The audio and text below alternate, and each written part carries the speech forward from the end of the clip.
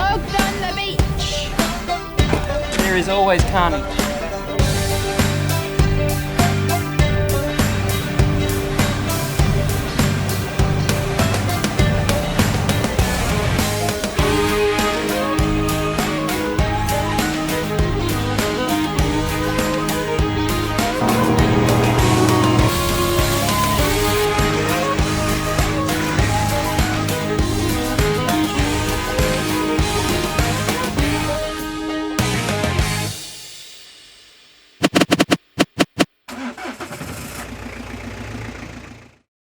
Hey everyone, after our trip to the high country, this truck is filthy.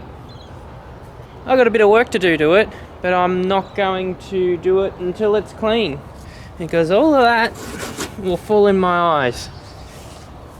So let's get it washed.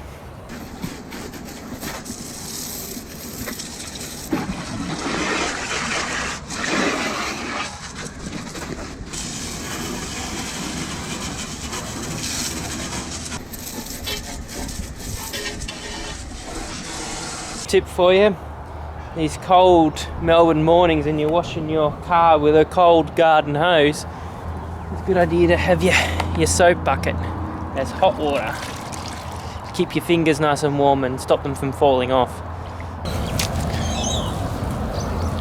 It's had its little wash. I've noticed while washing it a few other things that corrugation has gotten to. Lost a bolt there.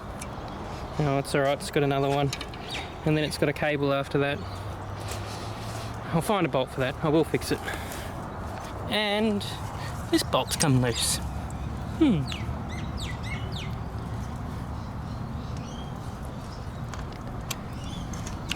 Tighten that back up. Hey guys, on our last adventure in the high country, when this was in full drive, it was making lots of knocking and clonking noises from the front end.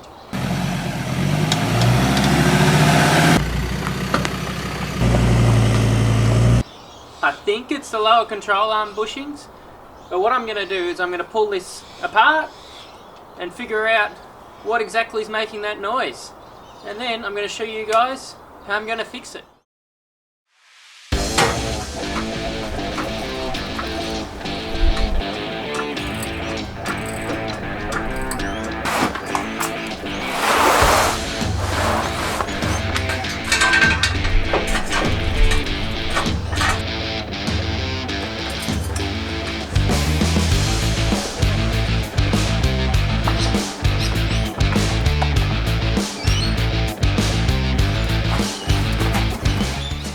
Whenever you take a wheel off a car, put your wheel you're taking off underneath the car.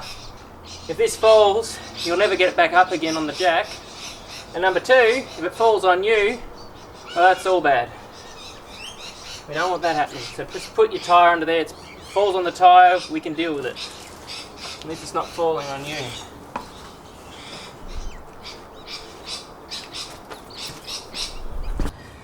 Okay, so what I've got here, this is the lower control arm rubber here that I'm a little bit sus about. It doesn't look super bad, but I can see that it's been moving around and hitting the sides here. What I've done here is I've just marked where these go back in. The reason being is this is to do with your wheel alignment. So I want to make sure I can get this back the same way as it came apart. As you can see, it's all cracked and been rubbing down here, and that's what's been giving my noise. So now what I'm going to do, guys, is I'm just going to drill around in this bushing. May take some time. It has been some time, but I have now gotten this out of here. Not all the way through, just enough halfway through, you can see there, halfway through, so then I could tear it with a screwdriver.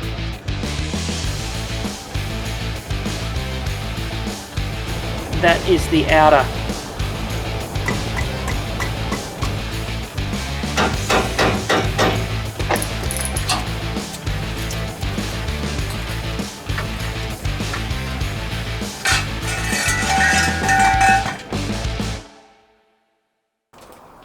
So I've been for a drive, steering wheel's all nice and straight, so I must have gotten that all back together in the right way.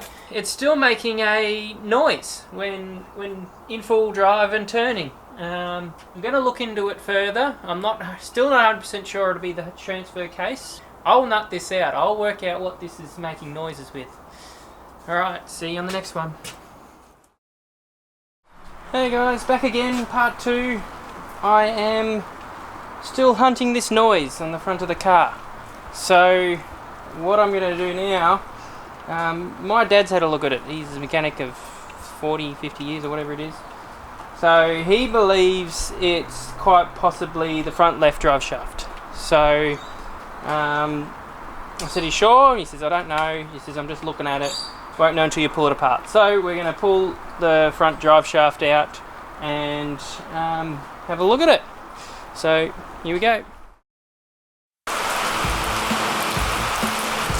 going to get to a point where this rain's too heavy and I'm not going to be able to do this.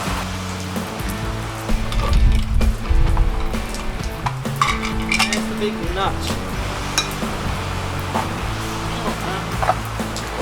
Here's just normal thread. But what we're going to do here is we're changing this one, the drive shaft. That comes from our front differential into our wheel hub. So in order to get to that, probably the easiest option is to break our top ball joint so then we can tilt this forward.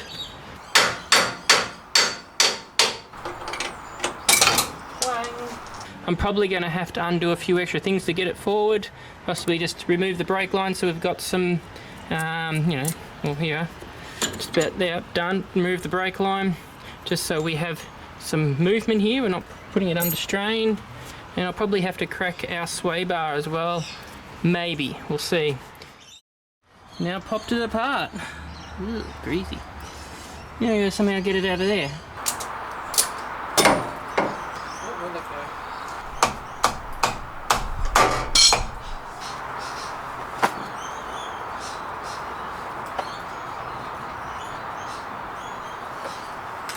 I'm unable to pull this out of the differential. The reason being is it's because, if you have a look on the new one that I'm about to put in, where it goes into the differential here, it's got this pin.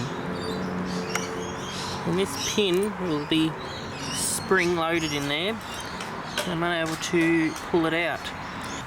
And I don't know if you can see with my torch in the side there, but there is a little bit of glitter, which means there has been metal rubbing issues.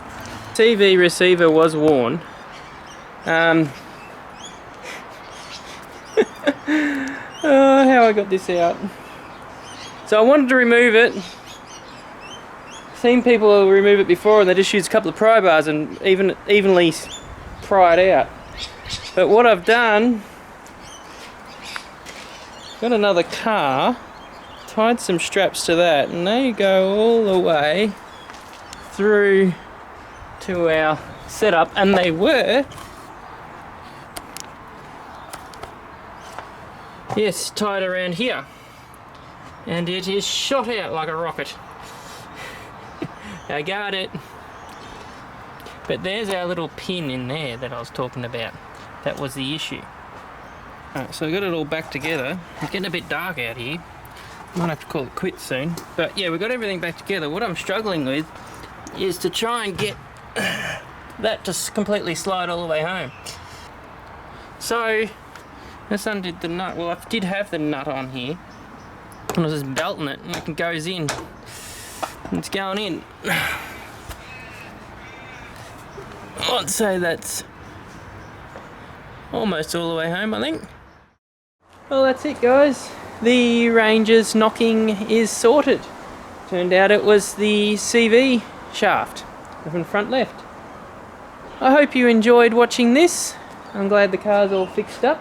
I'm thinking that possibly when I've got the access to a hoist, I might actually change the lower control arm bushing that I already have changed to a rubber one.